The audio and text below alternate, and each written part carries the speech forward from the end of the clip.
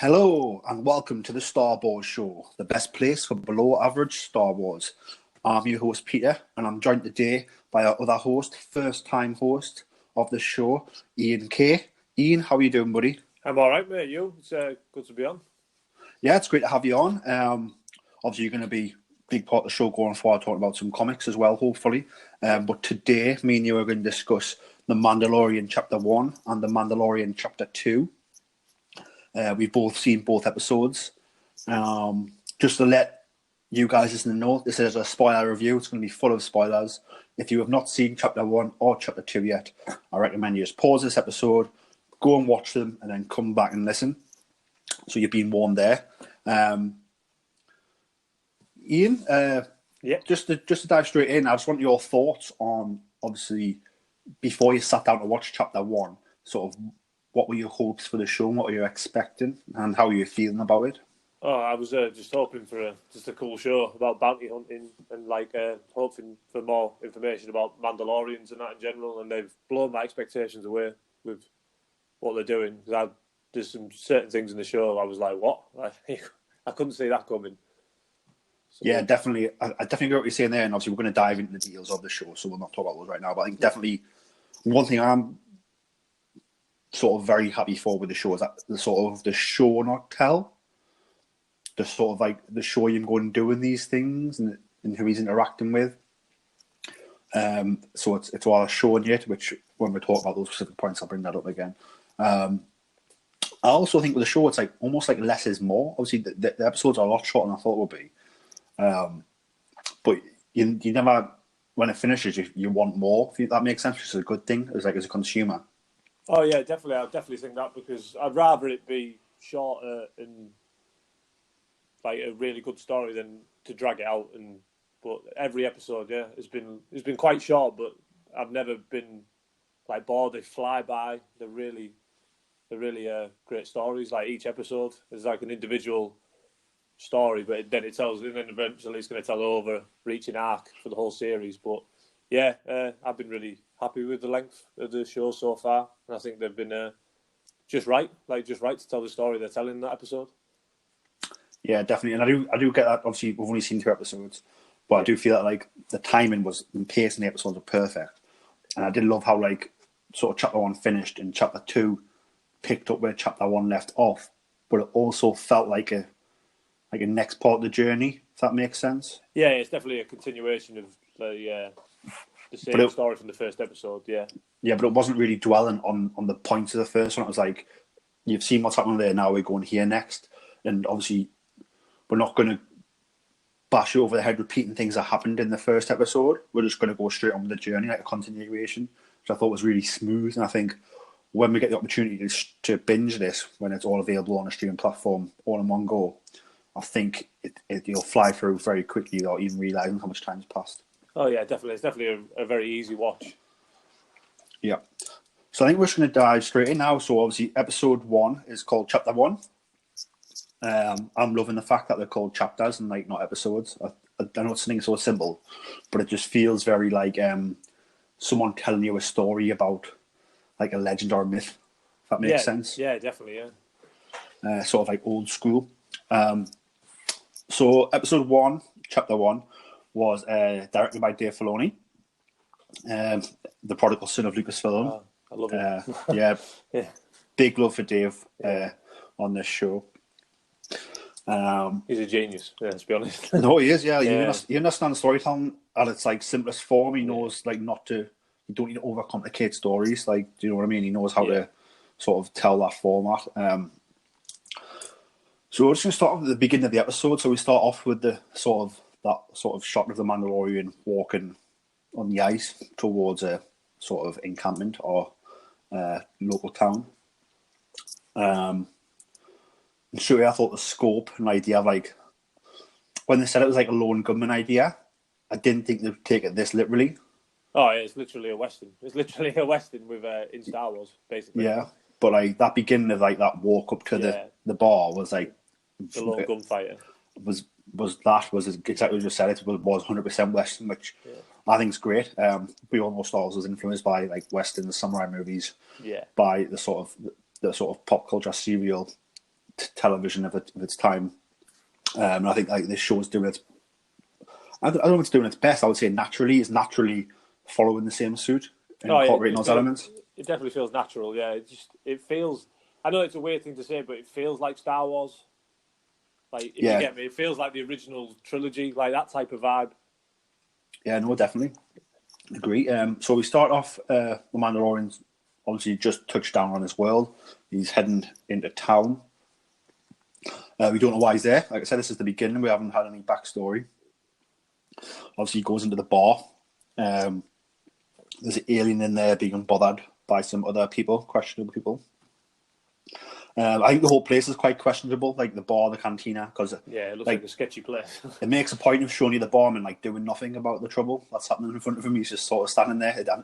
The camera definitely pans to him like once or twice, showing him just like, this is just normal. Like I'm not going to tell him to get out of my bar, or I'm not going to stop the trouble. Oh yeah, he even offers to pay for the drink that he says he spills just to like try and get the trouble to go away. Yeah, so the Mando walks in, interrupts his trouble. The guys start a fight with him. He takes no nonsense. If you want to fight, I'll fight you straight away. Bar fight starts. Takes down two of them. One tries to run away. Pulls him back through the door. I get the impression that because it's one of the is it one of the Quarren who's running away? Is that right? It's the Quarren, yeah. It's the Quarren who gets away. Well, tries to get away. So he's running away, and then the Mando obviously gets him with the grappling hook, pulls him back through. And then the Quarren pulls the blaster first and shoots at him. And then that's when the Mando pulls his blaster and shoots the door panel, which chops the Quarren in half and kills him. I get the impression he might not have killed him that way had he not pulled the blaster on him in the first place. Yeah, he definitely looked like he was just pulling him back to probably just hurt him like he'd done the other two. But then as soon as he pulled the blaster on him, he was taking no nonsense. He's like, okay, you want to play those games? Well, I'll go full Mandalorian on you. Well, that's the vibe. The vibe I got was that like he's aware of his in that bar anyway. He's 100% aware of his surroundings. Almost like have you seen like The Bourne Identity when Jason Bourne when he goes in places and like without even realizing he knows he's clocked like all the exits and all the points he can hide and all the things he can do. And so like I think obviously like he knows where the door panel is and he knows by shooting it it'll chop that guy in half. And therefore like he's very quick to take in his surroundings. He's very much like I wouldn't say a machine, but like you said, like a trained warrior, which is obviously what the Mandalorians are. But straight away we're getting that idea that like he's quiet, he's calm, but he can flip a switch just like that. And like he is a full warrior and dangerous, and he will kill you with his bare hands. Oh, definitely, yeah. He definitely seems like he's had a full-on Mandalorian upbringing. Like, obviously, we'll get into it later. We see glimpses of his past, but he definitely seems more than willing to take care of himself. Yep. So after he takes care of these low lives in the cantina, he then goes to the alien who's in question being bothered by the same guys. Who's like glad that he's saved him. But then obviously the Mando shows him that he's got a data puck with his face on. He's got a price on his head, and then he's taking him in. Yeah, definitely. Yeah, he's definitely. I could see that coming a mile off, to be fair, because it did. I thought like he'd saved the alien who's been bothered, and I thought he would turn around and be like, "Oh well, I'm actually here after you." So it just means he'll defend himself, but he's still going to do the job he was hired to do, even if the alien was being bothered by the three people he dispatched earlier on the episode. Yeah. So at that point, he then takes the alien to his ship. That's quite I found the beginning of the journey quite funny when he sort of goes out to hail a ride, or he gets a ride from the sort of taxi rank. Yeah. I mean, I don't know. The guy who calls the taxi. Yeah, the Kubas. Is that what they're called? Yeah, it's from A New Hope, the long-snouted spy. Yeah. Because I recognised the noise in the snout straight away, but I couldn't for the life of me remember like what they were. So I was like, it must be a species who they're not all spies, I'm guessing, because this one works for a taxi for, which is quite funny. And I like these little fruit. I thought it was like. Yeah, I was like, that was weird. Yeah, I liked it though. It was like, all right, that's how you hail a taxi on this world, obviously. Well, I thought it was very much like, you could tell that was like from Dave's mind. I thought it was a very Dave Filoni idea. Like, he's going to use a fruit. Yeah. And going, well, why? Well, why not? Like, and then I love how the first speeder that comes, obviously, is being piloted by an astromech droid. Yeah. And the Mando was very much like, no droids, don't want it. Yeah, obviously. Well, it's sort of hinting at that, like, why? Obviously, I think we get some answers later on the episode, but I think, like, why no droids? There's obviously distrust for droids there. And as we're going to find out later on, obviously, because of what happened on Mandalore with the Clone Wars, and in those flashback scenes, you see that sort of a young Mandalorian being chased by super battle droids. Yeah. I think it does go back to the war and his experience as a child, where obviously the Separatist army was robots, and that sort of scarred him, I think. I think it says a lot of people in the game. I remember reading from a certain point of view, and the bartender in A New Hope who tells Luke no droids. There's a story in there where he was in the Clone Wars, and obviously battle droids attacked his family. I think killed his family, so that he has a natural dislike for droids. So it must just, if you live through the Clone Wars, I'm guessing you don't trust. And obviously, if you live through a world on the Clone Wars that was attacked during the Separatists, then I think you probably would have a natural dislike for droids. Yeah, and it's funny because obviously, like, these guys were obviously on the side of the Republic during the war, and they have a dislike for the droids. But if you go back to sort of Cassian Andor, I think he grew up on a Separatist world. Yeah, he says in Rogue One he was a Separatist. But I don't think he outright says it, but I think it said in the visual dictionary he was definitely in a Separatist faction. Yeah, so I think obviously, you know, he hates Imperials, but obviously, like, Imperial armor is very similar to clone armor, who would have been the enemy of the Separatists. So, like, it does go to show you that, like, that things that happen to you do help shape you, whether it be for sort of like a negative or a positive. It's like sort of showing you that, so the consequence of like sort of things that happened in your past, which I think was quite sort of cool, and a sort of a little bit of a, although the scene's quite funny with the whole whistle idea and then sending the droid away, does sort of show you that, like, I mean, what you've done in the past does help form you as an adult. Yeah. So another speeder comes. This one's nowhere near as nice as the first one. It's got a human driver, and he picks him and the bounty up, and they go across the ice. And the guy's using electro binoculars to like sort of check out the ice. And it's like, why is he doing that for? And he's like, he's looking for like creatures in the ice. He said Ravenak. Ravenak, yeah. That's how I heard it anyway. Yeah. It's a big space hippo, basically. Yeah, so they get dropped off at the ship, they go in the ship, and then the space hippo comes out. Is it just me, but in this scene, do you know where the space hippo sort of grabbed the landing gear of the Razor Crest, and the Mando sort of goes back out the ship with his rifle, which also has like an electrocuting end to the end of it? To me, that sort of felt a bit like, now I can't remember the last time I seen it, but is it the holiday special where we see the animated Boba Fett, or is that somewhere else for the first time? I've never seen the holiday special, mate, so I couldn't tell you. I've seen it about 10 years ago, so I can't remember. But like, obviously, the whole point is that he's riding a dinosaur, or that type of dinosaur. I've seen the image you're talking about with him with the rifle riding the lizard. Yeah, so when he sort of attacked this hippo with the rifle, it brought that imagery to my brain. Instead of saying, like, they've really like subtly nodded to that there, which I thought was really cool, because like I thought it was really fun. Yeah, definitely. Yeah, it was a really cool moment to see him take down this. Well, he didn't take it down, but stun this big hippo off his ship, and off they went.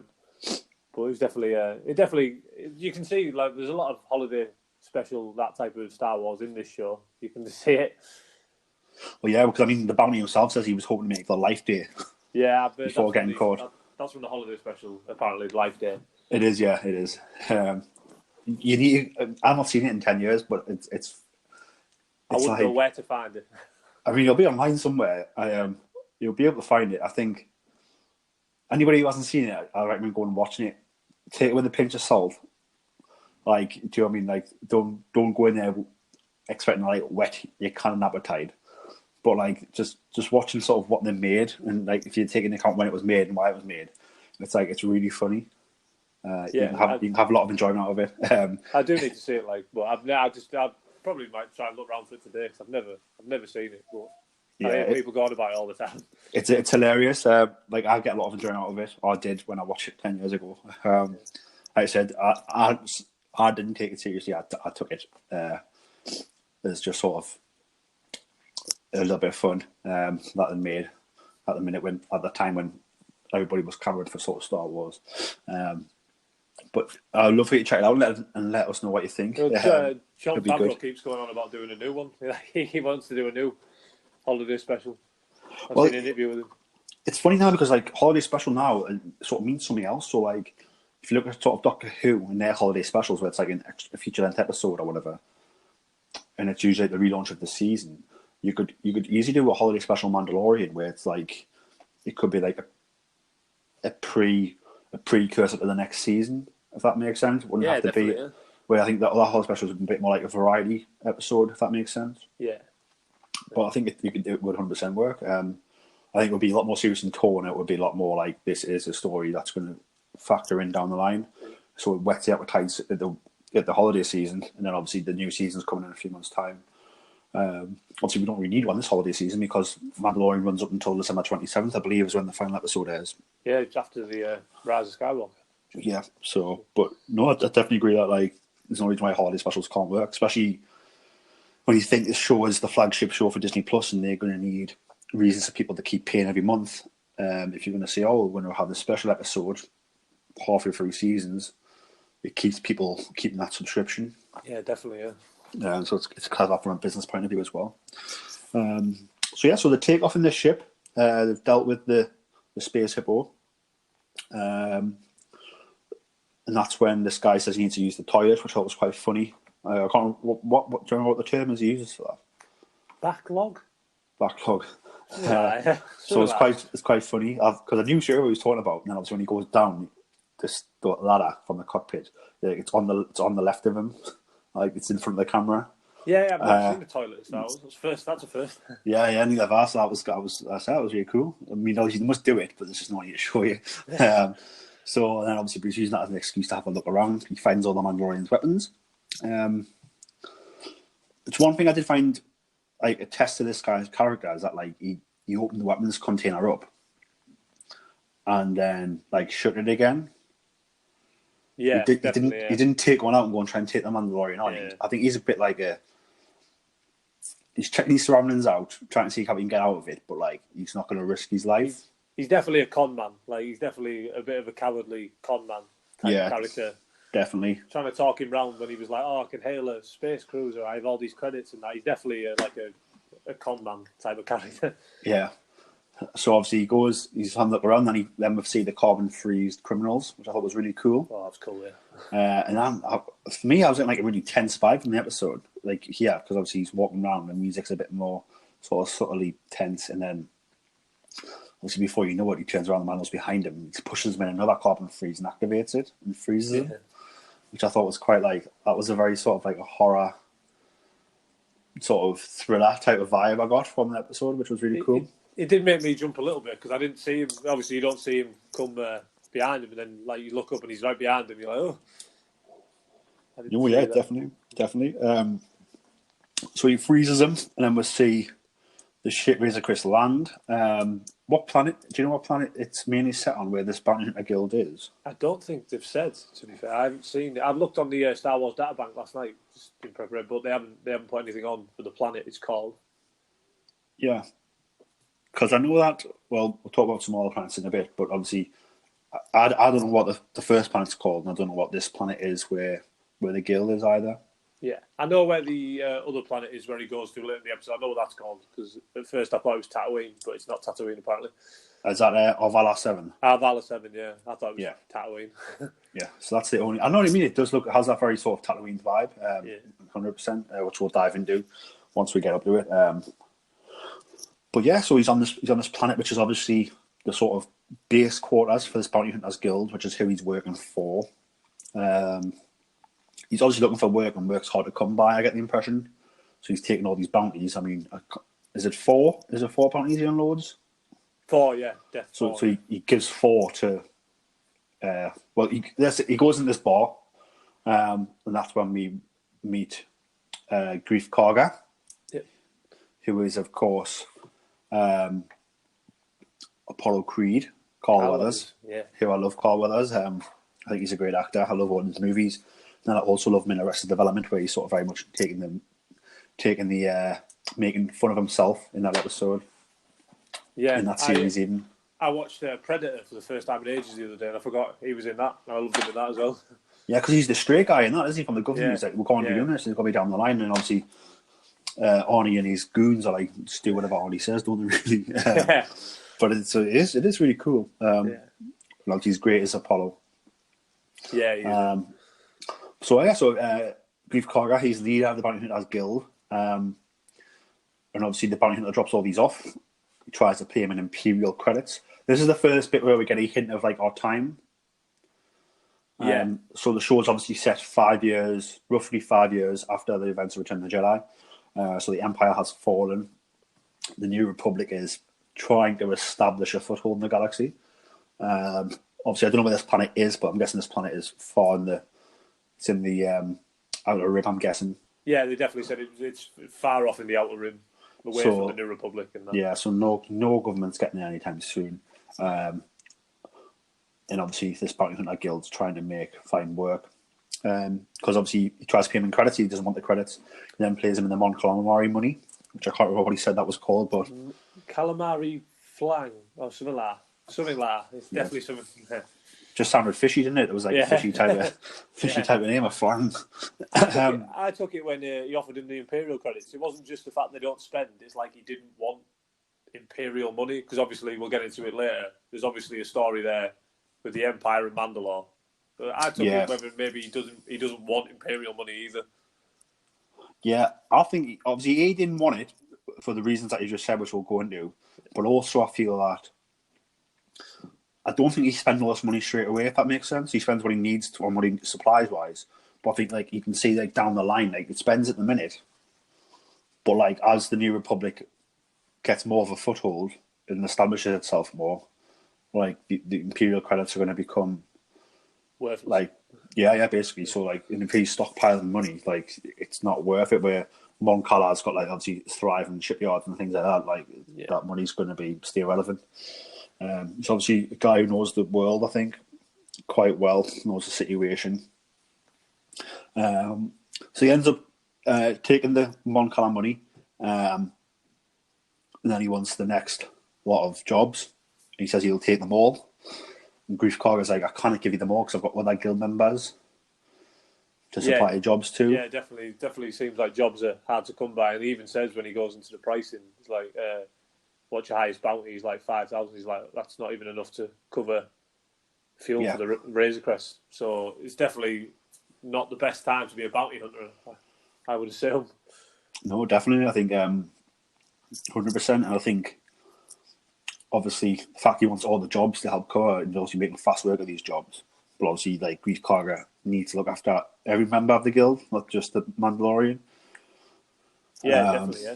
So, but then he gives them that one Imperial job, which we'll find out. He says you go to this guy, and it's a very high-end bounty, but you need to go yourself and speak to them. Yeah. And that's when he leaves, and he goes to meet the client, played by Werner Herzog. Oh, yeah. Who, I mean, let's just start off with, obviously, he goes to the door, and you get, like, the sort of the doorbell droid, as I like to call him, from Jabba's palace. Yeah. He comes out, and he sort of asks him, scans him, asks him what he's doing there, lets him in. That was really cool. I really enjoyed that feature. It's also that scene where he's walking down the street where we see, like, the monkey lizard's getting roasted on the street. That's what the other one watches. And he's crying. So usually they just laugh. They laugh all the time. Things as well, so I love that. Yeah. Well, we actually got that scene at I was at Solid Celebration this year, so we got that scene in the panel, which I think it wasn't aired. So like I'd seen like the one getting cooked and one behind it crying, like in April, and like it was proper. It really made it was sort of. It's something that is so Star Wars, if that makes sense. So to see it happen like that, and to see them flip it where like these guys are always laughing when you've seen them, but now you're going to see like them crying because they're getting eaten. How the times have changed. Yeah. I thought that was really cool, and it blew my mind when I saw it in April. And I said when I saw it again, I was like, oh yeah, finally we're getting that bit. Because we'd also seen this bit with the doorbell droid as well. So to be fair, I'd forgotten about it, and then when I seen it come out, I was like, oh yeah, again, reminiscing about the past, the original trilogy, showing it in this new light. Yeah, I saw that. Obviously, I was watching the live stream for Celebration. I was watching it, and obviously they cut off and didn't show anyone online the actual footage. But then, like 15 minutes after it was up on YouTube, I saw like a YouTube cam version of the footage. Which I don't really get why they don't show footage, like, because it's just going to go on YouTube anyway. You might as well just put it out. I think it's a tough one because obviously like celebration tickets cost a lot of money, and like someone like for me and you're going to go as well if we're both based in the UK. Like it's, do you know what I mean? You're talking about £3,000 at least. Definitely. So I think like why so you've got to make a reason to go. You've got to make these panels a little bit exclusive, otherwise, like why spend the money if you can watch it online? I suppose you can just sit at home and watch it. Yeah, I get where you're coming from. Yeah. So like I get it as well. Like obviously I would love them to release everything as well, but like, I think like there needs to be a reason why it's so special. So I think obviously that's one way of doing it. And obviously they give out freebies as well. We've got a cool Mandalorian poster in the panel. I want to go one day to Celebration, but hopefully. Well, I mean, I've been to 3 now. So London was my first one, Celebration Europe. Then I went to Orlando after, and then I went to Chicago this year. So they're absolutely awesome. Best time of my life. Such a positive and great like atmosphere to be in. Like you're surrounded by Star Wars, and not just that, but you're surrounded by people who just want to talk about Star Wars. If that makes sense. So it's like I'm hoping the next one they do is going to be back in Europe. Like I really am. Hopefully, because I mean, I've not booked tickets for Anaheim, just because of the cost, really. I mean, I could have bought the tickets, but like I say, getting out there, and then obviously staying out there. But at the time, I didn't know if I'd be able to afford it or not, so I didn't get them. Obviously, it's sold out in record time. I had a look at the price. I was like, no, I can't do that. Yeah, so I mean, maybe I know they've got a cool site now where you can buy tickets like official, like you can buy people who sell tickets can sell them officially through the website. Yeah. So I might look at that close at the time if I can afford to go. But at the minute, I'm probably not going. But and it's sad. It's sad to think like, oh, I can't go. But like I've beaten 3 and they were awesome. Anybody who's not been, I definitely recommend doing one. Hopefully, I'd like to see him come back to Europe. So even if it's not London, then the one after. Even if it's in France or Germany or something, yeah, well, get a flight. It's a lot cheaper. Yeah, I mean they've done Germany before. I know that. So fingers crossed. I mean, you would think after 3 American cons in a row, they'd have to bring it somewhere else. I mean, they don't have to. No. I mean, the problem you've got is they've just opened that theme park. So obviously, like if you're having a convention next door to the theme park, that makes sense. Which the Anaheim Convention Center is like a 15-minute walk from Disney, I think. So it's so yeah, it makes sense. Yeah, but yeah, no, it would be great. Hopefully they do come back to Europe soon. Because like I said, I would definitely go 100% to a Europe one. So it's going to be strange this year checking out through on the live stream. Because I've never done that before, never had to. So that will be fun. But that is the cool thing, I suppose, that they do have like obviously the Star Wars show are there with the sort of live stage. Which is awesome because when you're there, you see how it all works. You can see the production team, you can see all the camera rigs, you can see them counting people in. Because like it's not really hidden, if that makes sense. It's on the floor. It's on the show floor of the convention. Seems like a big operation. It's a really big operation, but you get to see it all. If that makes sense, if you just turn to watch and look at it. So it's like you get a really cool sort of look at like how busy and how complicated it is, and how many people are actually working hard to produce that content for online. And they have all kinds of famous people there, don't they? Like I was watching it this year, and there's like tons of people that aren't involved with Star Wars. They're just there because they love Star Wars. Yeah, definitely. I mean, I was walking past the live stage when CM Punk came out. So obviously, like I'm quite a big wrestling fan, so I got to see CM Punk in person because I was at the stage, which was really cool. No, me too. I'm a big wrestling fan as well. So yeah, I saw when CM Punk was on. I was like, oh, I love Star Wars, and love him even more. Yeah, no, definitely. So back to Mandalorian. So he's gone to meet the client. He goes in. The stormtroopers are there. So this is quite tense as well. But this is quite a thriller-esque because he walks in, those troopers turn around and are looking at him. He's looking at them. They don't say anything. The body language is very sort of... they're very hesitant. Like, is it it's very tense. twitchy? Yeah. Like, is one going to pull a blaster? Is one not? Like, and then obviously goes in. So we meet Werner Herzog's character, who at the minute is just called the Client. So he feels like an imperial dignitary to me. Yeah, it comes across as a very either that or a very high-ranking imperial something. Like I got vibes of Star Wars Rebels with that Minister Hayden, that type of character. Yeah, whether he's like one of them or that, but he's definitely some sort of high-ranking imperial at some point. yeah. He has the big imperial crest around his neck and all that. He does, yeah. So, like, cause that's what I found strange, because his lack of uniform, but then the fact that he sort of wears that imperial crest, what's a bit like, well, is he? I'm guessing he's not military, but he must be like a high-ranking dignitary, or like something to do with the government, or the old government even. Obviously, it's no longer a government, but yeah. So we meet him. He sort of tells about the job. He tells about we can give him a tracking chip for a 50-year-old, and that is it. And that he's going to have to find him himself. We've got no other information. Tells me he can bring the bounty in dead or alive, at which point we then get a new character comes in. So the new character is Dr. Persian. Dr. Persian, yeah. So he comes in. He's wearing a uniform. It's not Imperial Army or Navy.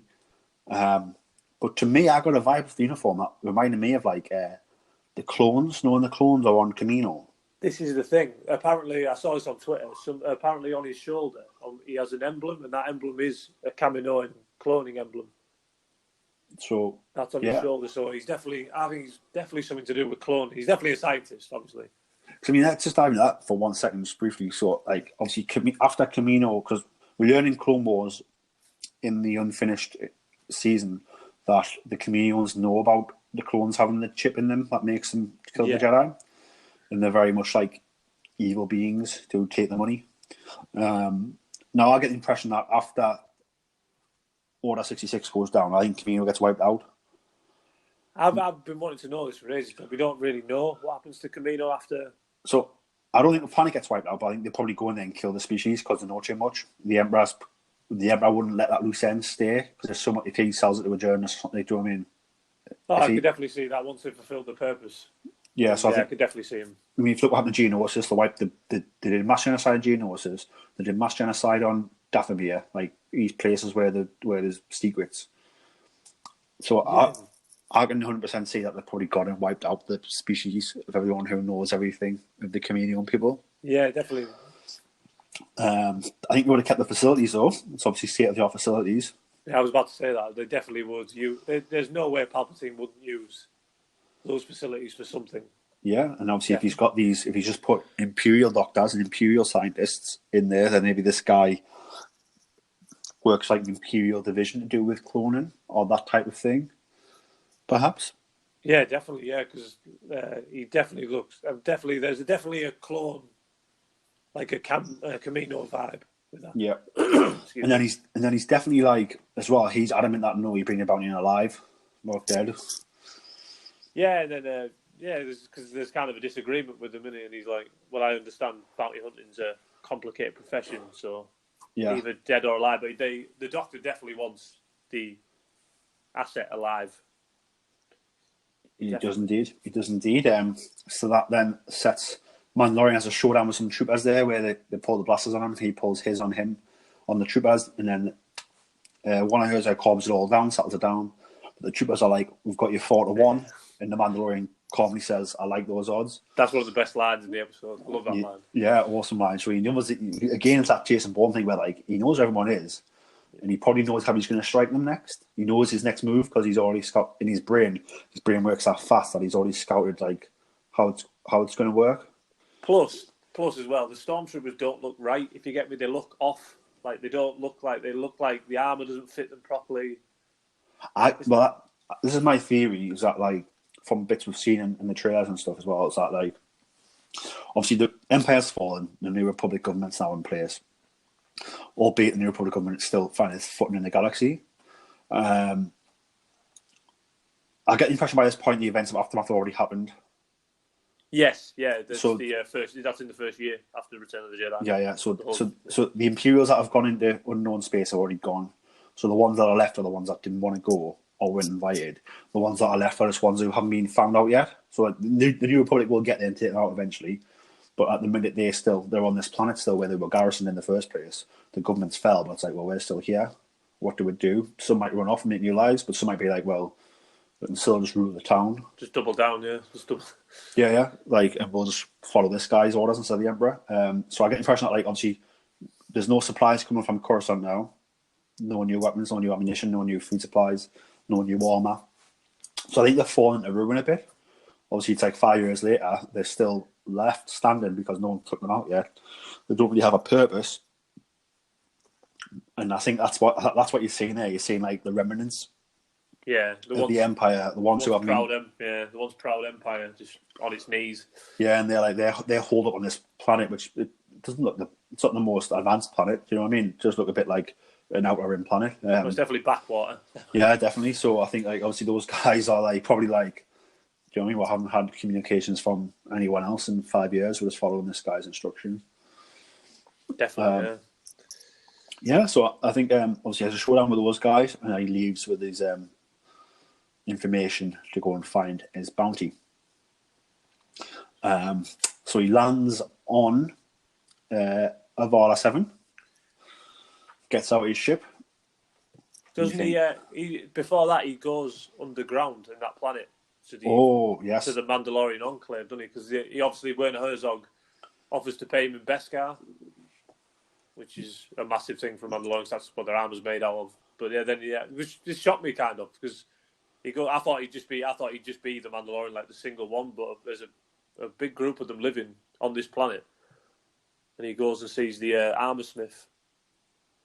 Yes, let's talk about that. Yeah, thank you very much for bringing that up. So obviously, he gets given the Beskar steel plate as a down payment, and it's got the Imperial emblem branded into it, which probably pisses him off even more. Yeah, because Werner Herzog, when he leaves, he says, "Oh, it's the right thing to do to hand the Beskar back to a Mandalorian." But you can tell he's trying to get a rise out of the Mandalorian. I think when he leaves.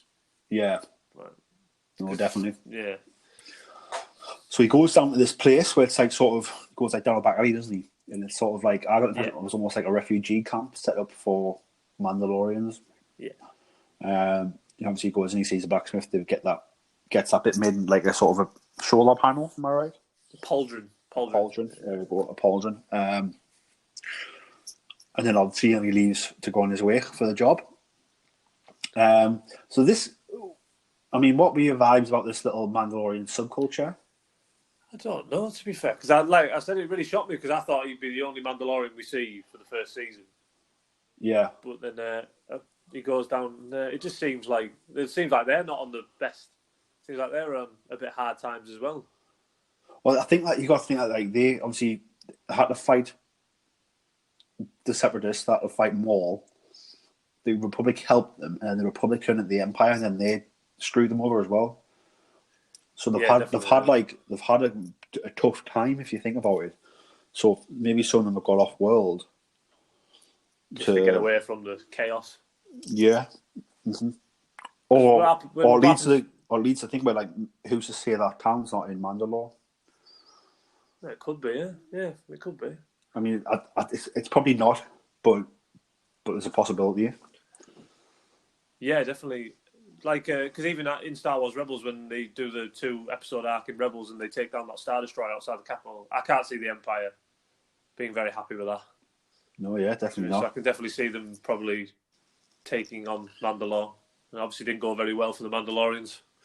Yeah, no, definitely not. I think they've had a tough time over the past few generations.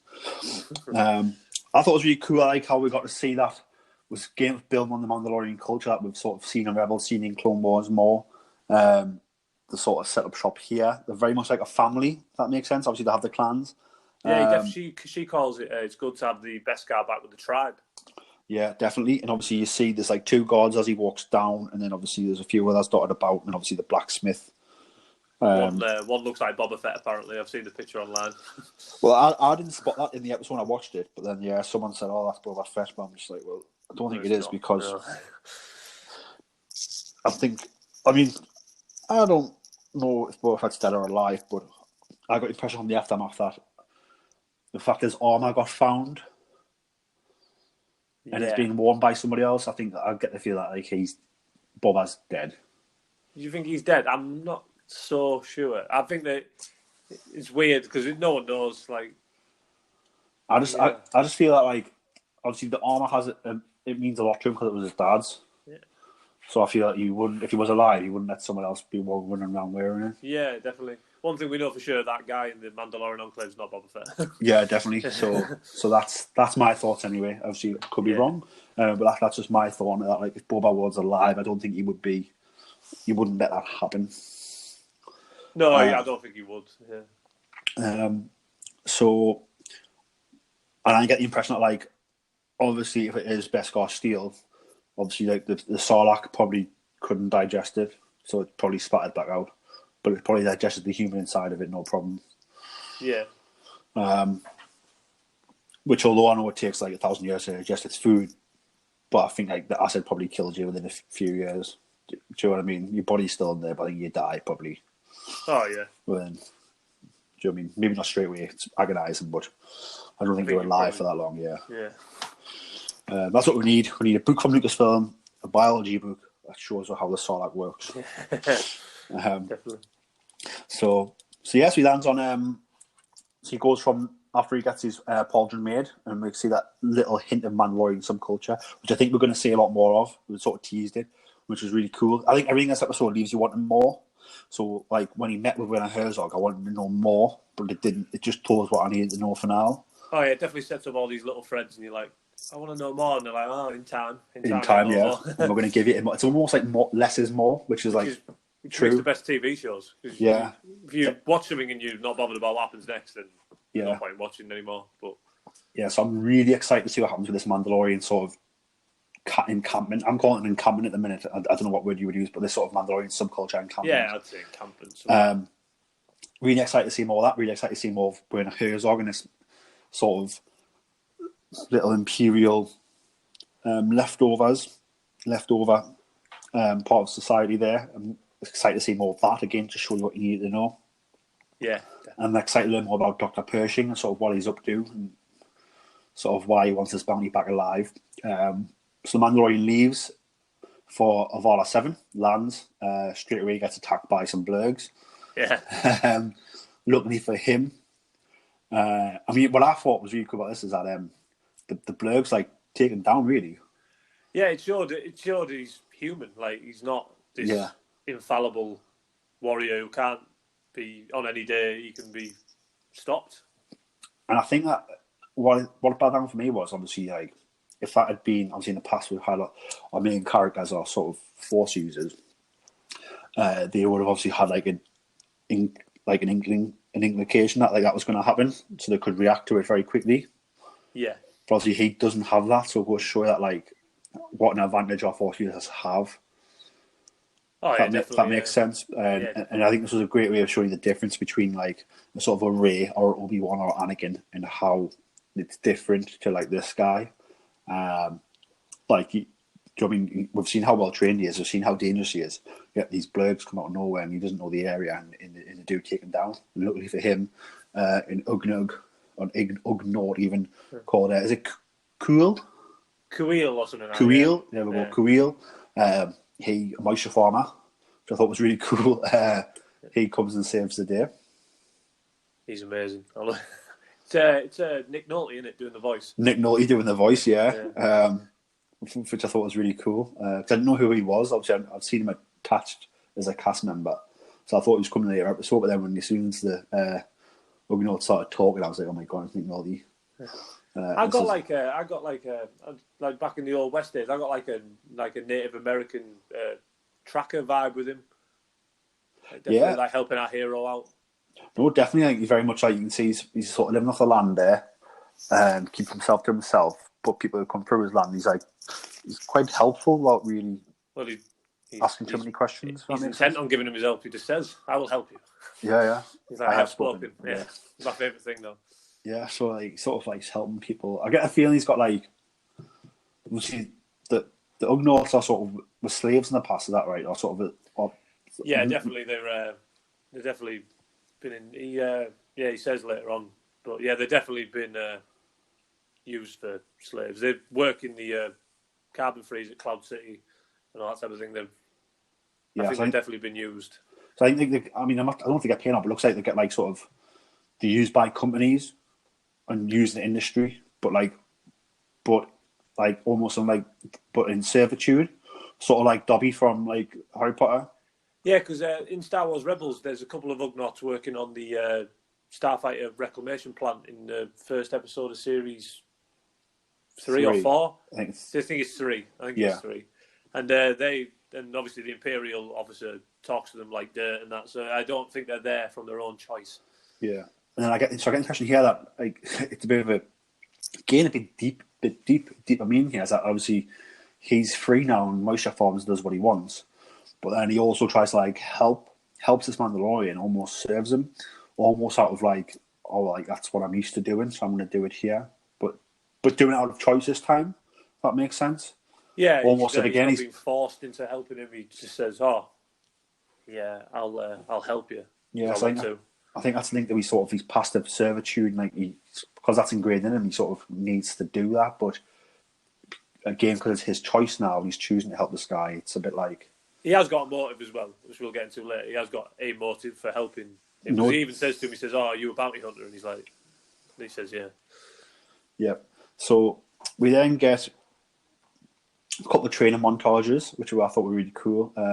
Very reminiscent of old westerns, I thought. Yeah, with the people trying to learn, fighter trying to learn to ride the horse and stuff. Yeah. So I thought it was really cool. Obviously, learns to ride the blurgs. I like how he like played on his ego because he's like, he tries to give up and he's like, you're a Mandalorian, your ancestors rode the great mythosaur and all that, and he's like tries to like annoy him into doing it, and it works. Oh no, definitely didn't. And I think that mythosaur links back to that holiday special as well. I don't know what he was called, but again, when it said the word mythosaur, I was like, oh, is that? Yeah, it's when he goes into the armourer's room, that big thing on the wall. That's the mythosaur. Yeah, skull. Like, it's obviously made out of steel, but no, it was awesome. So he sort of learns his tricks of the trade about this land from Kuil, and then he rides off to find his bounty. I love the soundtrack at this point. I love it. Like it's really like upbeat and when he's riding the blurgs. Yeah, I think the whole soundtrack from Ludwig Göransson is like, I mean, it's very different to what we've had in the past, but it's also very Star Wars. Like it fits the show perfectly. Yeah, I was just going to say that. Yeah, it's obviously a lot different, but like there's similar like aspects to it where you feel like, oh yeah, this definitely fits. Yeah, definitely. So for me, the music never took me out of it. The music always added to my imagination being there watching it. If that makes sense. Yeah, yeah. So like, I think he's done a great job. Obviously, he's worked a lot with sort of Ryan Coogler when his movies, Black Panther, things like that. And I think obviously he's come in. He spoke to sort of Jon Favreau, and he's got the idea down. So they've hired him. And I think the whole score's great. I think the Mandalorian team's great. It's very Western, very Japanese samurai, but also Star Wars without being John Williams, which I think I think it suits the show a lot. I think as it goes on, it's only going to get better. Yeah, definitely. So this sort of music as he's riding off, it was cool, wasn't it? It was very like. I got like a Rocky vibe when he's running up the stairs. I don't know if that's just me. It's like that type of like upbeat. Yeah, definitely. Yeah. I think it's meant to be. Obviously, he's been there. He's had a problem. Obviously, the Briggs got him, but now he's built himself back up, and now he's going to do the finale of the episode. So let's talk about that. So obviously, he gets to this sort of town. Is it a town? It seems like an outpost or something. Yeah, it's like a bit of a derelict outpost. We're just crawling with people with blasters. And when we get there, there's an IG bounty hunter droid there, which we learn is a guild droid. So it seems like it doesn't think too much for itself. That makes sense. Yeah, definitely. So they're on guild orders, which, I mean, I'm guessing there's more than one guild. I don't think it's one whole guild for the galaxy. Might be, but I get the impression it's not. Yeah. So I don't know who he's there on behalf of, but him and the Mandalorian decide to work together. The droid agrees. There's an awesome shootout in this sort of very Western style shootout, but also very Star Wars. The IG droid spinning around, shooting everything in sight. You can see behind it, you can see up above. It looked so cool. Like it really did. It was like it's mind blowing. I've done it because it looks like real. It looks like a real person. It's obviously not someone in a suit because it couldn't fit in the suit, but. No, definitely. I think that's one of the cool things about the show is everything looks. It's probably where the budget's been spent, to be honest. But everything looks real. Looks there. It looks like it's. I mean, I'm guessing that droid didn't work that way. Yeah, I'm guessing that droid is CGI, but like it doesn't look like CGI. Yeah. It looks like very sophisticated animatronics, doesn't it? But it's just like robotics. But yeah, everything about the scene is awesome. Obviously, like the IG droids just own everybody in the street, just Western style. Like he's almost faster than Sundance in Butch Cassidy and Sundance Kid. He's faster than him. He's just shooting everybody in the Mandalorian, shooting everyone. Yeah. I love how he keeps trying to self-destruct. Yeah, it's weird how like things keep going wrong. It's like I will self-destruct. Yeah, he's like, no, don't do that. It's like he knows he's a droid. He knows he works for the guild, so he knows that like purpose-wise, he's not going home to any family or going home to chill out. Like he's just like, oh well, I can't do what I've been told to do, so I'm just going to blow up now. I think it's part of the IG series program. I think they're not supposed to. Yeah, but I think captured. It is. Yeah. Obviously, they're dangerous. Very dangerous. Yeah. So, but obviously, Mando talks him out of it. They end up taking everybody out, and then they end up going in to find the bounty. They do. So what were your thoughts when we get to the bounty? I was like, I don't know where this is going. And then they go to the pod where the bounty is. I'm like, all right. And then obviously they open the pod and I'm like, what? What? I'm like, that's crazy. Like, because it's obviously a baby. We don't know the species, so I've just gone to calling it a baby Yoda. Yeah, so I mean, it's obviously Yoda species is unknown. I don't think we'll ever know what the species is called. I don't think we'll know, yeah. So I think obviously it's a baby Yoda, essentially. But is it a baby? Because it's 50 years old, so it's like... Well, yeah. But it's Yoda, that's nothing. Yeah, so like obviously, I know it is an infant, but like, its mind-wise, I don't know how much of a baby it is.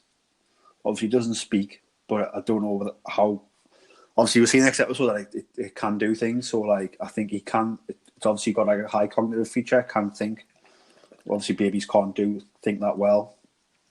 So I get the impression that like although it looks like a child and acts a bit like a child sometimes, I get the feeling its brain capacity wise, it's like not a child. But yeah, it was crazy just seeing the sort of baby Yoda.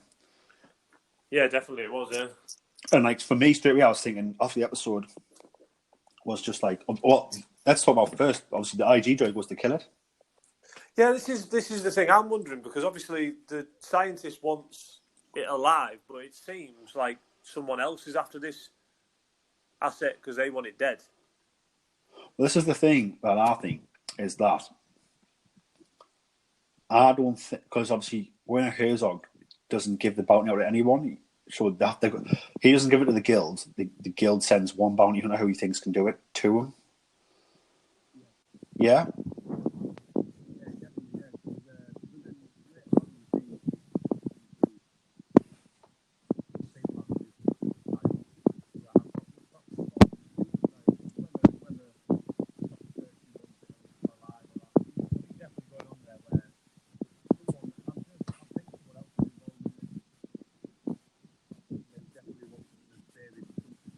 Ian, I hate to interrupt you, mate, but your audio's dropped out. Yeah. That's better. I'm alright, yeah. Sorry. So I didn't hear anything you were saying there. So if you just want to start again from what you were saying about just everything you were saying there, because I couldn't hear it, so I don't think it'll be on the audio for the listeners. All right, I'm basically just saying I think someone else is involved in trying to get this kid, because obviously these other bounty hunters are after it, and they want to kill it. And then obviously the Imperial scientist wants it alive. So there's definitely something. There's going to be a twist coming there, I think, where someone else is going to be real to be after this kid as well. No, definitely. Because I feel Werner Herzog didn't give it out because it wasn't like a galaxy wide bounty. Like he specifically give it to the Mandalorian based on Grief Karga's recommendation. So I don't think they'd give it out to anybody else. So I think there must be somebody else has got a bounty on the same thing, and the bounty is obviously they've said kill it. I wonder who would want it dead though. It's a weird thing, but it depends. Obviously, we don't know anything about the species or that. Well, so. I mean, I'm guessing that these Imperial guys don't want it for good reasons. Oh no, I'm definitely not. So, and especially if this guy is obviously it's just speculation in a minute, but putting the facts together, what we've got, the little crumbs, is that like if he's wanting to clone it, like if you're going to clone the Yoda species, I mean, I don't know if the entire species is force sensitive, but I'm starting to think it might be. Yeah, it might be, yeah. And if these guys want to clone it, like that can only be for bad reasons. So you would think if people didn't want that to happen, they might just say if they kill it, then it can't. They can't do the bad things with it. Yes, you've killed the baby, which is not very nice and very sad, but you've stopped the bad things happening in the future. Yeah. So I wonder. I don't have to wait and see, but it could be maybe a rebel element or a New Republic. Who knows? Yeah. We'll have to wait and see. So the episode ends. We get some really cool artwork going up with the credits. Yeah, I love they're doing the concept art at the credits. It gives you a reason to like. It gives you a reason to like look like because most people I don't think watch the credits really, like not really, but it gives you a good reason to stick around because some of the artworks I'd have that up on my wall. Some of that artwork. Oh, definitely. It's all like it's original content by Doug Chang and the team at ILM. So it's Doug Chang's been around since 1997 now with Lucasfilm, I think. Like, that's when he started working on Phantom Menace. That's when he's brought on to work on that because Ralph McQuarrie turned it down. I think he just said it was too old at the time. So like Doug Chang's a great artist. Been with the company a long time, gets it. So it was great to see some of that work. I thought it was awesome. It's a really great thing to do because the music's awesome and you've got these visuals. It gives you the perfect reasons to watch the credits. So yeah, that was awesome.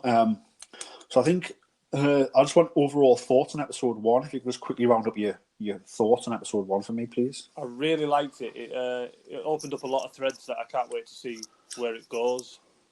Like the cinematography in the first episode is beautiful. Like it's really it's a beautiful show as well. Along with being like a really good story, it's absolutely beautiful. The show and it blew away, and the ending blew away my expectations of anything because I did not see that coming. I was the first time in a long time I was legitimately shocked at something. Yeah, no, definitely, I agree. My plus points were that I loved how it was very sort of Western, very samurai-esque. I loved the horror thriller type of vibes you got with some of the tense scenes. I loved having Star Wars on television. That was awesome. Yeah, it's great. I loved all the new lore, even though it wasn't new. It's things I already know, but going deeper into it. So, like, hinting at that Mandalorian subculture that we're going to get, hinting at that Imperial remnant left over. We're going to get to know about these things as we continue with the show. So, like, I'm really excited for this. Again, left is wanting more, which I think is great. I think less is more. So they've showed loads of cool, exciting things, but haven't overdone it because they're like, well, next week you're going to get another episode, and you're going to be wowed by that as well. So I think they've done it in a great way and in the right way. Yeah, definitely. So I think we're going to move straight on to episode 2 now, which is chapter 2, The Child. Which obviously you've seen chapter 1, you know what the child is. It's directed by Rick Fumayiwa. I believe that's how you pronounce it. I hope so. Yeah, I think that is. I apologise if that is wrong. Us Geordies say things weirdly, especially when it's not spelt in English. But yeah, so we've got chapter 2, The Child, and it picks up exactly where chapter 1 finished. But it doesn't dwell on chapter 1, so it's moving straight. You can tell it's set straight after, but it doesn't dwell on it straight away. We're on the next part of the journey, which I really loved. So straight away, he's walking with the child. The child is in its basket, hollow basket that we found it in, or the orb, or that type of thing. Obviously, we found out in the episode that like he can control the orb. He can move it using his gauntlet. Yeah, which is a cool little feature. But when he's walking there, he's not touching his gauntlet. So is the orb just following him, or there must be like a follow mode? maybe? Or my thought is that this child is 50 years old. So if its brain cognitive functions working and it can use the Force, is he driving it? Like no, I never thought of that. Yeah, I never thought of that. Yeah. Do you know Yoda's hover chair in like Attack of the Clones? So it could be like that. Like I'm not saying it is, but to me, like that's a possibility. Yeah, definitely. So is it following him? Is it like because the baby's obviously seen that he killed the IG droid or destroyed it even because he's a droid, and like chose to keep him alive. Oh yeah, definitely. So and the child knows that. So I think the child's like, oh, this guy's like he could have killed us there but didn't. So like, and he's rescued us from why I was here. So like maybe he's trusting him a bit. Like, oh yeah, like this guy's helping a bit, so I'm gonna go with him. But I say we don't know, which is great because it leaves all this discussion for to talk about. But so sort of this orb's following him, and then before long, they get attacked by some Trandoshans. Yeah, I liked how they set that up because you see him obviously he clocks that he's being followed, and you can even see like a Trandoshan jumping above him in the like reflection on his helmet. Yeah, and then it was like really well done the scene, and then obviously he goes to like unhook his blaster and they attack him, and then he takes care of the Trandoshans. Yeah, he does. Is there 3 or 4 of them? I can't remember. Definitely 3, I think. 3, yeah. So I mean, there's 3 Trandoshans, as we know from Clone Wars. They hunt in packs. They're very capable hunters, very capable fighters. And like I said, they do prove a problem for him. I think it's not as easy as those guys in the bar. Oh yeah, he definitely has to put up more of a fight. But I feel once he gets going and once he pulls his rifle out, I think that rifles. He deals with them no problem at all. Yeah, it does. So he deals with these Trandoshans, saves the child, the bounty. And I mean, for me, just seeing Trandoshans live action was awesome. Yeah, they look really. All the aliens in both shows have looked really good. But yeah, it was awesome seeing the Trandoshans. And seeing them get down and dirty and fighting was really cool as well. And not just on the bridge of a Star Destroyer. Yeah. So yeah, it was awesome. I'm glad they brought that to life. And gave it in this time. So after that, I think they end up getting to the Razor Crest. Yes. That when they get there has been ransacked by Jawas. They're stripped it of everything.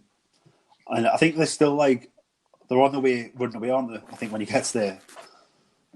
Yeah. They're still stripping his ship, and obviously he catches him in the act. Yeah, so I mean, one of the things first, when I first saw I laughed because obviously what Jawas are like, that's what they do. I was like, Jesus Christ, this is not good, but also like laughing. Then obviously when he starts fighting them, I thought that it was funny, but then I think he disintegrates 2 or 3 of them, doesn't he? Oh yeah, he definitely takes at least 2. No, yeah, I think it is 3. Yeah, he takes them out. And then they run away on the Sandcrawler, and then he gives chase, which to me felt very much like Indiana Jones in The Last Crusade when he's on the horse. Oh yeah, I've seen that parallel online. Yeah, it's definitely heavily Indiana Jones. Yeah, which I think is awesome. So he sort of gives chase to the Jawas.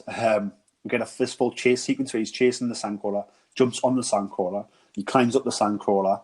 They're pelting him, like throwing things at him, hitting him with things.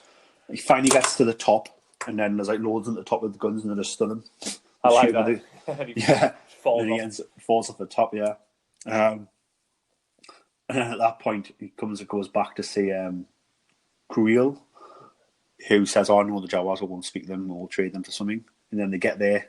The Jawas want loads of things, and he keeps turning them down. Yeah. But Creel explains why. He's like, "You can't have his armor. He's Mandalorian, so he needs his armor." The Jawas like, "All right, okay, no problem." There was something else they wanted as well, and they were like, "Well, you can't have that either."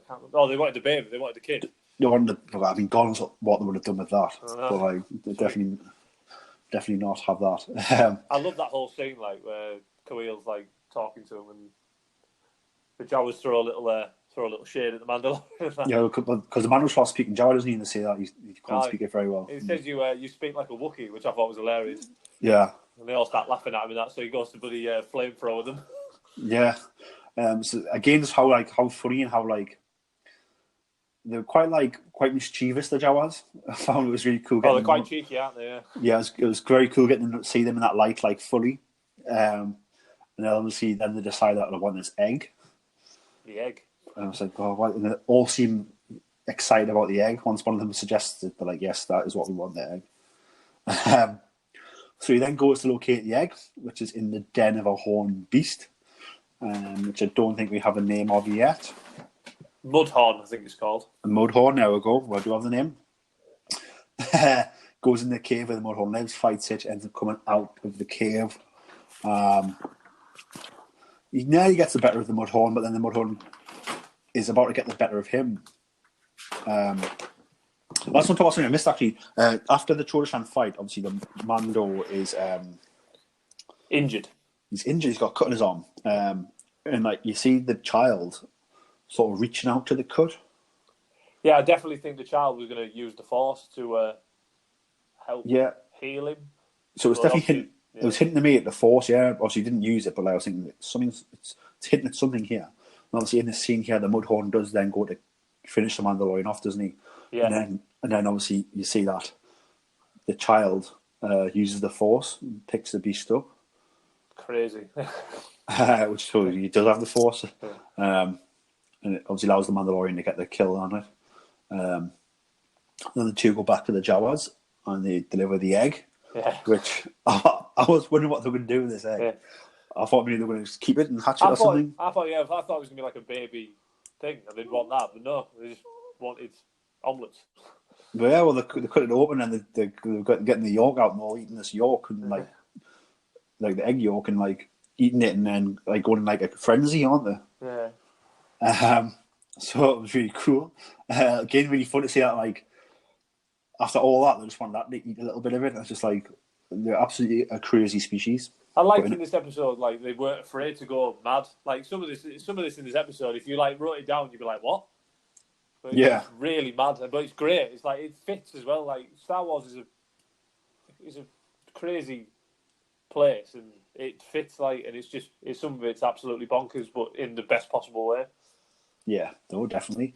So after that, the Mandalorian gets his parts back, so he goes back to his ship, and he's like, it's going to take forever to build this ship. And then obviously Crewel's like, well, if you help and I help, it'll get done quicker. Another montage, yeah, which is awesome. Which again, very Rocky-like, but also it's what you need for television because again, you've got a strict running time. Yeah. And they get the ship back up and running, which is awesome. And then obviously he offers Crewel a chance to come work with him on the ship, to which he says no, turns it down. That's when he's going back to the servitude point. He says, he does say, I'm sure he says in that scene, he's like, I've spent my life in servitude. I've come here to escape servitude. So then he's like, so obviously he chooses to help people because he wants to. We went back to that point. Yeah. So I can see him come back into it later on when Mandalorian needs help. I can see him going there looking for help. I hope so. I think he'll come back in. So yeah.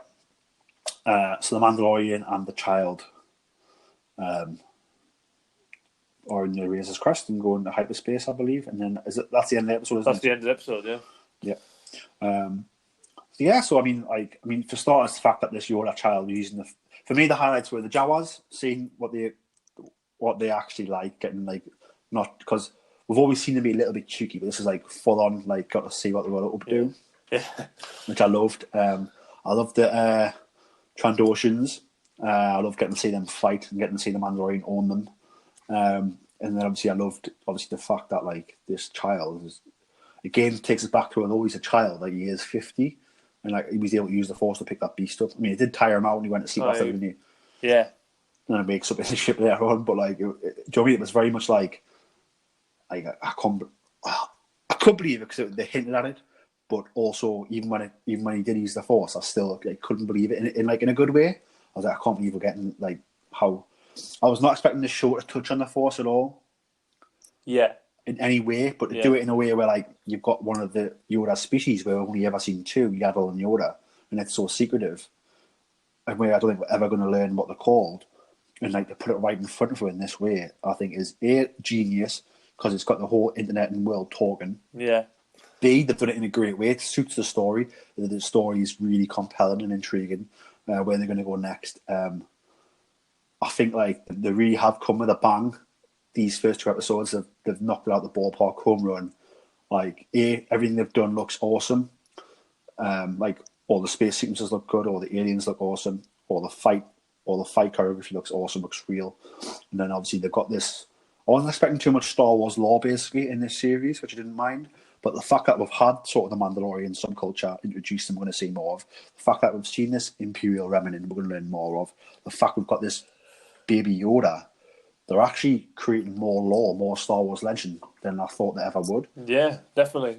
I think it was interesting with the child. When he used the Force, the Mandalorian didn't seem too shocked about him using the Force. Obviously, he probably was shocked that he could do it, but I think later on we'll probably get more of that flashback, and I think the Mandalorian will be saved by like a Jedi in that flashback.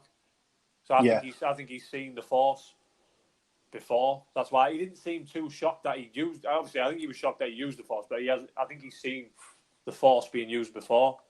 Yeah. Well, I think you got to remember as well, if you go, I don't know if it's still canon or not, so maybe you'll know so you can correct me if I'm wrong, but if you go back to like before the times of the Republic, like the Republic we know in the prequels, like before that, weren't the Mandalorians like thousands of years ago like the enemy of the Jedi?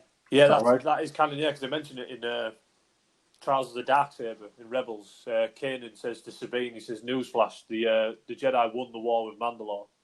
Yeah, so that was like thousands and thousands of years ago, where like obviously the stories we told, we fought them once and then like they beat us, and then obviously we had one of us become a Jedi, who's obviously Tar Vizsla. Yeah. So I think obviously those stories are very much a culture where they do tell stories, I believe. So I think like he's definitely heard it in stories, and I think what you just said there, that would be awesome if it was, because I know they're starting to show you more of those flashbacks, aren't they? I think we're going to get more of him as a child, and obviously the battle droids chase him, trying to kill him. And it would be awesome to see like a Jedi jump down and like take out the droids. Yeah, it'd be awesome to see live action clone troopers as well. To be honest, yeah, that'd be awesome to see. But yeah, I definitely think he's seen someone use the Force in his past. Because, like I said, most people when they see people use the Force, they're shocked and they're like, but he didn't seem that too shocked about it. No, definitely, yeah. So that's like the end of the episode. We've gone through that one really quickly, actually, because I think it's a lot of action sequences in this episode as opposed to finding things out. What were your sort of highlights? What were your highlights from episode 2? The Jawas, same as you. I love the Jawas. I thought they were great. I like Kuil. I think he's great. I think he's a great character as well. That's basically the same as you, because it's quite a small episode, so it's basically the same as you. I love the fight with the Mudhorn. I thought it was real. Seeming that it's a CGI creature, it's not practical. It looked really real. Like it felt like when it was hitting the Mandalorian, it felt real. If you get me. Yeah, no, definitely it did. Yeah. And when it tore his armor plate off, like, because obviously when he's finished fighting, his armor plate's hanging off. Yeah. Like I was thinking, he's gonna have to go back and see the Mandalorians now, and they're gonna have to like redo his armor. Yeah. And they're probably gonna be like, "Why is this like this?" Needs to be because of this baby. Maybe he did that for the baby. Like, are you crazy? Yeah. I think it's going to see. We're going to learn a lot about this Mandalorian. I think deep down he'll be good.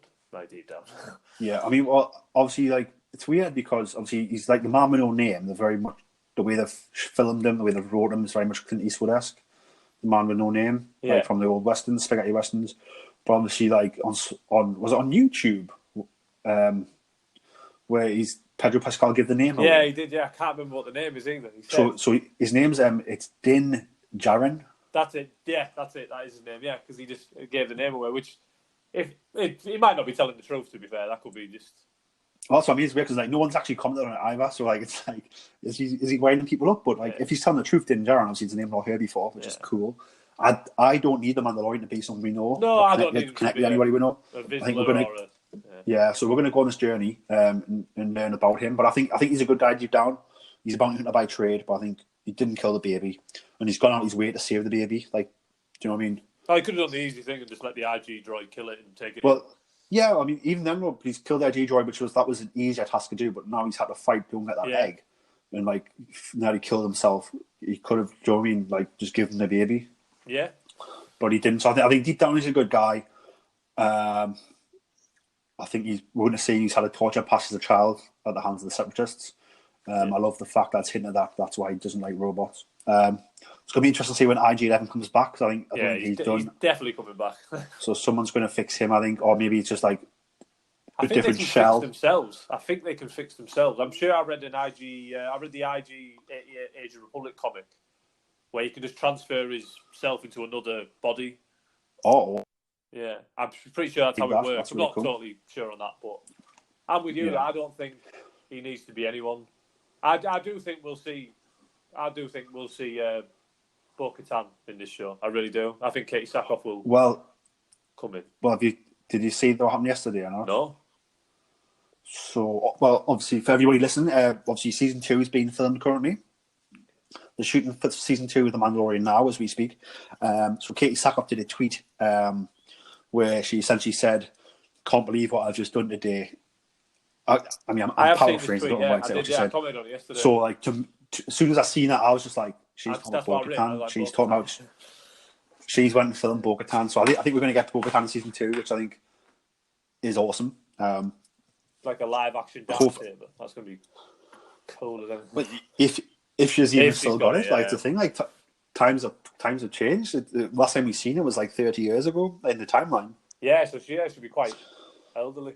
So they're going to have to age her a bit, I imagine. So yeah, it's really, really cool, really interesting. I was going to say, like, one of the things I've been quite surprised at is that we've not seen Cara Dune yet. No, I think she's coming though. I think she'll be. I think she's coming in. Next episode. I think they've said she's going to appear in. Well, from what I heard, Favreau said that Bryce Dallas Howard brought her to life. Yeah. So if we're going to take that as gospel, Bryce Dallas Howard's episode 4, I believe. Yeah. And I think Deborah Chow's at the next one, episode 3. So maybe she appears in both. Maybe just Deborah Chow introduces her, and then obviously Bryce Dallas Howard gives her. Yeah. A back. I think she's a former rebel shock trooper. She is, former Royal Shock Trooper. She's got the little rebel emblem tattooed under her cheek, under her eye. Sorry, on her cheek. Good. She looks amazing. Gina Carano looks awesome. Yeah. So I'm excited to see them fight. I've seen her in the Mandalorian have a little scuffle at Celebration. Yeah. So I'm excited to see them coming together, having that initial face off, and then hopefully becoming friends in a team down the line. I can't wait to see Ming-Na Wen as well. Yeah, definitely. I mean, this casting. I mean, there's Ming-Na Wen as well, and we've also got Giancarlo Esposito as Moff Gideon, who we've not met yet. So we've still got a lot of story left to tell, and we've only got 6 episodes. So obviously Deborah Chow's got the next one, then Bryce Dallas Howard. There's Dave Filoni. He's back for episode 5. Yeah, then Rick Famuyiwa's back for 6, and then Chow's doing 7, and then Taika, who is the voice of IG-11. Taika Waititi is doing the finale. So interesting times, man. It's an exciting time. I always say it's like we live in the golden age of Star Wars, where and it's I love it. I think it's awesome. I know there's people out there, and I think they're not as I don't want to go on about it on the podcast, but I don't put it on my Twitter or anything. Yeah, it's just tiresome. I think it's minimal people who are just very loud. Oh well, negativity always gets more of a response to positivity, 100%. Yeah, but I'm loving this era in Star Wars wise, and it doesn't take away anything from the past. Like, you've still got that from the past. In fact, if anything, this just builds on the legend of the past. Definitely. We couldn't have this without the past, so it's not replacing anything. It's adding to it to make it more vast, make it more vibrant, and I think it's just awesome. I think this is the golden age of Star Wars.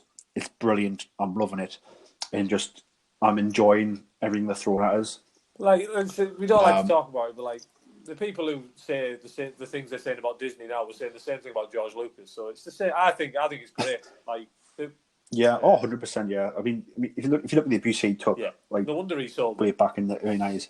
Yeah, I mean, he actually said when he did, why would I make more when all I do is get chastised? I think is what he said. Paraphrasing, but yeah. What are you looking forward to in the rest of the season for the Mandalorian? I can't wait to see Cara Dune. I was saying she looks cool. Ming-Na Wen's playing a assassin, like an assassin type. Yep. So I'm guessing her and the Mandalorian might come to.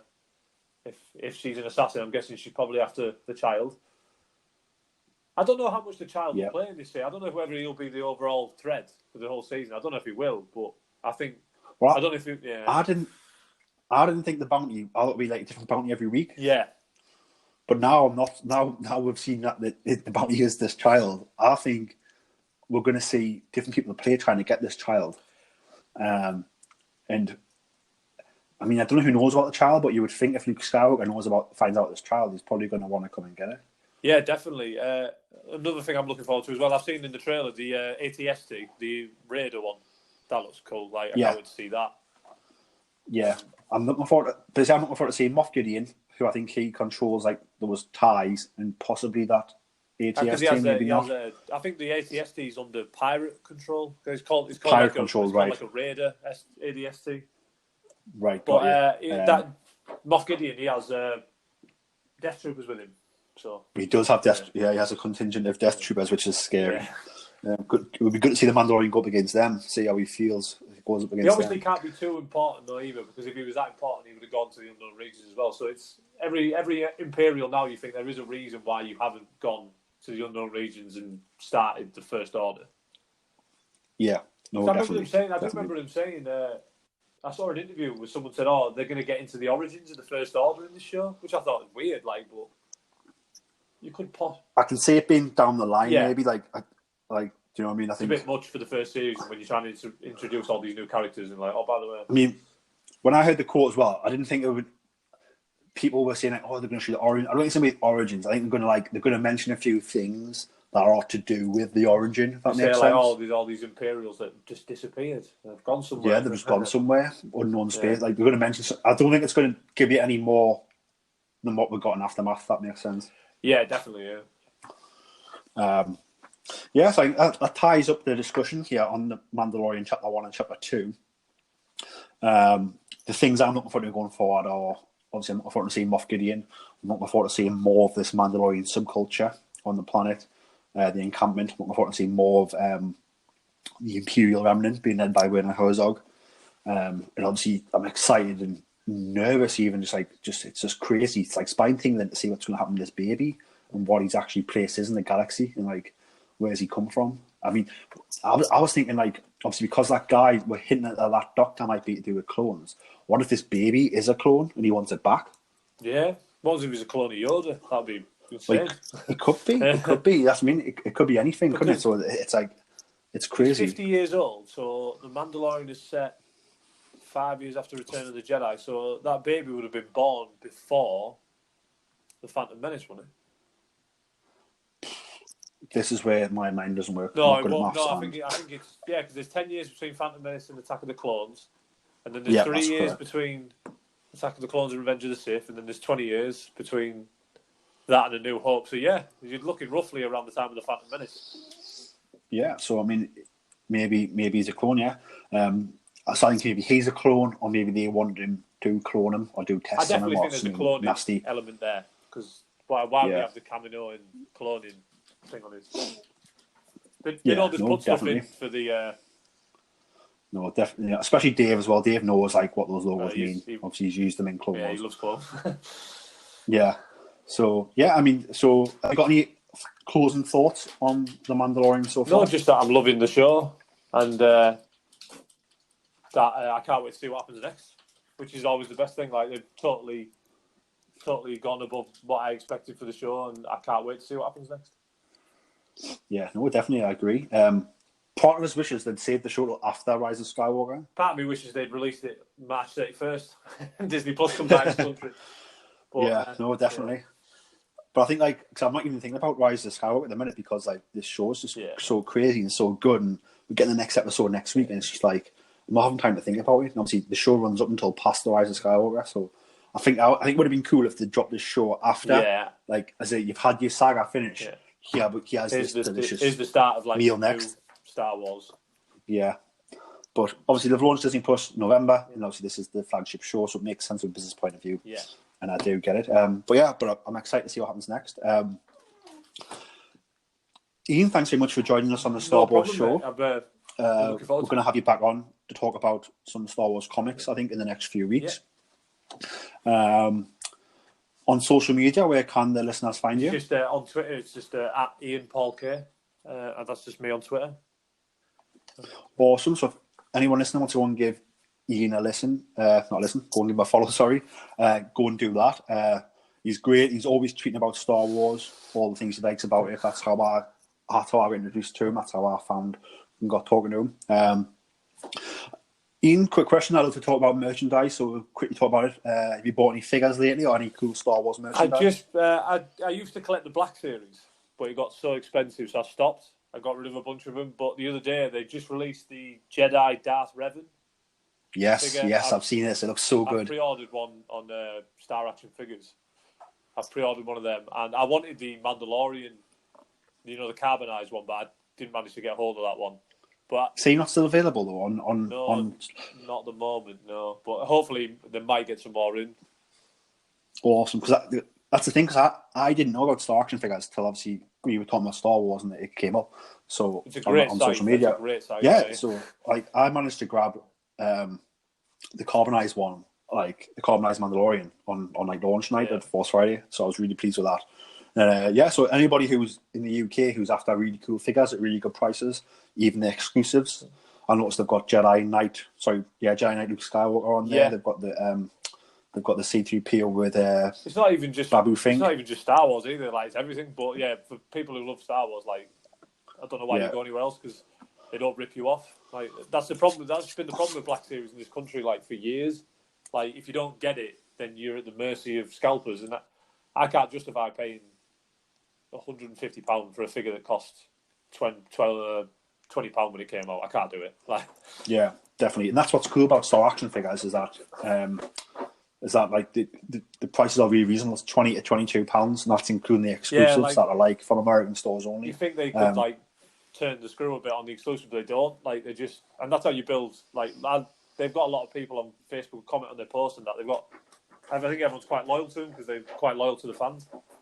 Yeah, no, definitely. So anybody who collects Black Series, look out for that Jedi Revan figure coming. And obviously, if you're looking for any exclusives that are in American stores only, and if you don't live in America, check out Star Action Figures online.